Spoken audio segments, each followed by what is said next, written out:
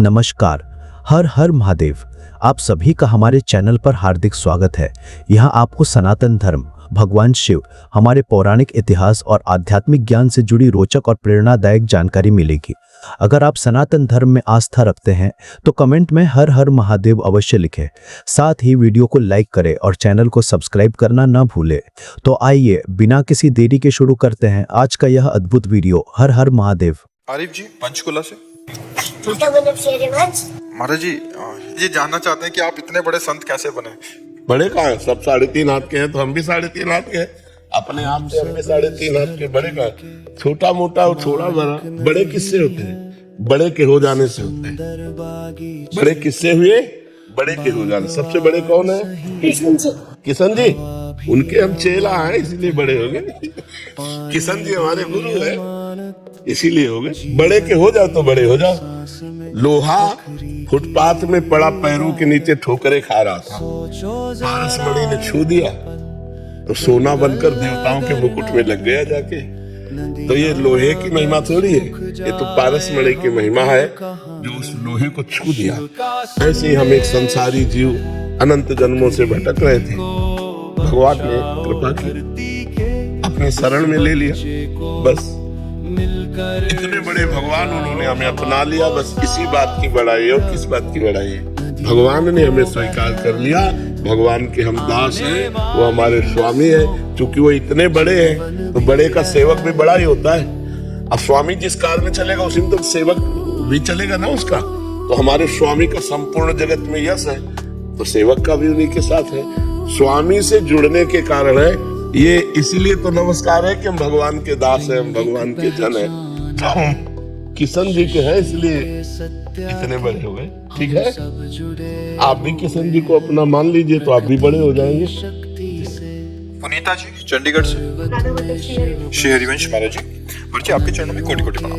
महाराज जी मैं ऐसा क्या करूं कि नाम जब में दिन प्रतिदिन ध्यान और गहरा होता जाए? कभी मन बहुत लगता है और कभी जबरदस्ती लगाना पड़ता है। अजहू सोच विचार के गए भक्तन पदोट। भक्तों के चरणों का आश्रय। भजन न होई संग बिनु भजन बिना नहीं प्रेम। छिन्हु भजन न छाड़िए धरिए याद रूनेम। बिना भजनानंदी संतों की कृपा के भजन में गाढ़ रति नहीं होती। और बिना भजन में गाढ़ रति हुए प्रेम नहीं होता। और बिना प्रेम के भगवान नहीं मिलते। प्रेम से प्रकट हुए मैं जाना। तो मूल बात है भक्तों का सुमिरन, भक्तों की चरण वंदना, भक्तों का आश्रय। हरि को निज यश ते अधिक भक्तन यश पर प्राण। तो आप भक्त नामावली का पाठ किया करें। जो भक्तों की नामावली है जैसे ध्रुवदास जी की भक्त नामावली, भगवत ऋषि जी के द्वारा भक्त नामावली, और भी जो भक्तों की नामावली हो तो नामावली को पाठ करें। भक्तन की नामावली जो करी है चितलाए। ताकि भक्ति बढ़े घनी अरु हरि होए सहाय। ताकि भक्ति बढ़े घनी अरु हरि होए सहाय। गाढ़ भाव भगवान में आने लगेगा यदि भक्तों के चरित्र सुनोगे, भक्तों के चरण रज माथे पे धारण करोगे, रोज भक्त नामावली का पाठ करोगे। नामावली है आपके पास? भक्त नामावली 42 लीला में ध्रुवदास जी ने लिखा है, आप ले लीजिएगा। हाँ, बहुत हमें लगता है 40 मिनट में हो जाएगी, 30-40। फिर आप देखिएगा रोज आपका कैसे भजन बढ़ता है। और भोजन सात्विक होना चाहिए भजन करने वाले का। और भोजन प्रभु को अर्पित होना चाहिए। प्रसादी भोजन पावे, अमनिया भोजन न पावे। अमनिया समझ लेना, जो भोग नहीं लगाया गया उसे अमनिया कहते हैं। और जो भोग लगा करके पाया जाता है उसे प्रसादी कहते हैं। भोग प्रसादी ही पावे, अमनिया ना पावे। और पवित्र आचरण करें और संतों का आश्रय रखें तो आप देखो नाम जप में प्रीति हो जाएगी। पहले नाम जप अनर्थ का नाश करेगा। जितने पाप है, पाप प्रवृत्ति है, नाम जप उनका नाश करेगा। तब आनंद की अनुभूति होगी। और जब नाम जप में आनंद आने लगता है तो मन हमारा अपने आप लगने लगेगा। आनंद नहीं आता तो मन विषयों की तरफ जाता है। तो नाम जप चल रहा है तो उसका मतलब है अभी मन मलिन है। और जहाँ आनंद आया तो खूब अपने आप खूब मन वापस लौट आएगा। संसार से आके भगवान के नाम में खूब आनंद है। खूब आनंद समुद्र है भगवान। जैसे मछली छोटे गड्ढे में चिंतायुक्त हो जाती है पानी सूख जाएगा, मर जाएंगे। और समुद्र में पहुंच गए तो किलोला करती है। ऐसे संसार का हर सुख छूटने वाला है। आप चाहे जिससे प्यार करो, एक दिन वो मरेगा, एक दिन ये शरीर मरेगा। हर विषय यहाँ मर रहा है, इसका नाम मृत्यु लोक है। हर व्यक्ति प्रतिक्षण मर रहा है, हर विषय यहाँ नष्ट हो रहा है, नाश की ओर सब जा रहे हैं। हमको क्या करना है? मनुष्य शरीर प्राप्त करके मृत्युर्मा अमृतम गमे।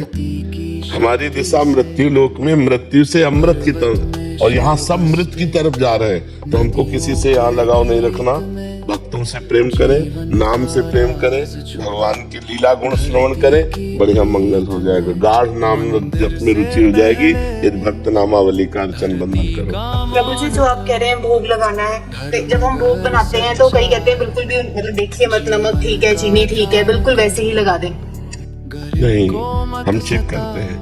चेक कर सकते हैं? हाँ, पहले एक कटोरी में जरा सा निकाल के हम देखते हैं कि हमारी श्री जी को कैसा लगे। पहले हम पा लेते हैं कि बहुत बढ़िया है, फिर आचमन करते हैं, हाथ धोते हैं, फिर भोग लगाते हैं। हम पहले खुद श्री जी को नहीं पवाते, पहले हम पाते हैं, उसको चेक करते हैं। वो हमारे, अब जैसे कोई फल है, खट्टा है, कैसा है, दाल में नमक ज्यादा है, कम है, हर चीज को हम चेक किए। और फिर अपने प्यारे हैं ना, अपने प्यारे को तब पवाएं जब हम पास कर लिए, हमको अच्छा लगा तो अपने प्यारे को भोग लगा के पवा देते हैं। वैसे संसार में प्राय यही रीति है कि जैसा जो कुछ है पहले भगवान को लगा दो, लेकिन अपने ब्रज में ये रीति नहीं है। ब्रज में है पहले हम चख के देखेंगे, अगर वो ठीक है तो हम अपने प्रभु को पवाएंगे, नहीं तो नहीं पवाएंगे। ये यहाँ की रीति है। पर जी संसार में एक वो मान्यता है कि झूठा हो जाएगा पहले। नहीं, झूठा नहीं होता। झूठा तब माना जाता है जब हम अपने लिए पा रहे हैं, हम चेक करने के लिए पा रहे हैं, प्रभु के लिए, कि उसमें कैसा पदार्थ बना। हाँ, बढ़िया है। अब आचमन किया, हाथ धोया, प्रभु को पवाने जा रहे हैं। ये हमारी ब्रज की रीति है। हमारे जितने ब्रज के प्रेमी जन हुए हैं, पहले स्वयं उसको निर्णय कर लिया है, हाँ सही है, तब प्रभु को भोग लगाते हैं। और वो भी ज्यादा नहीं है, थोड़ा से। हाँ, वो केवल उसकी सामग्री अभी थोड़ी है। हाँ, कि मतलब आधी थाली पूरा परोस के पा लिया, फिर वो तो होता है ना, कटोरी में जरा से निकाल के चेक कर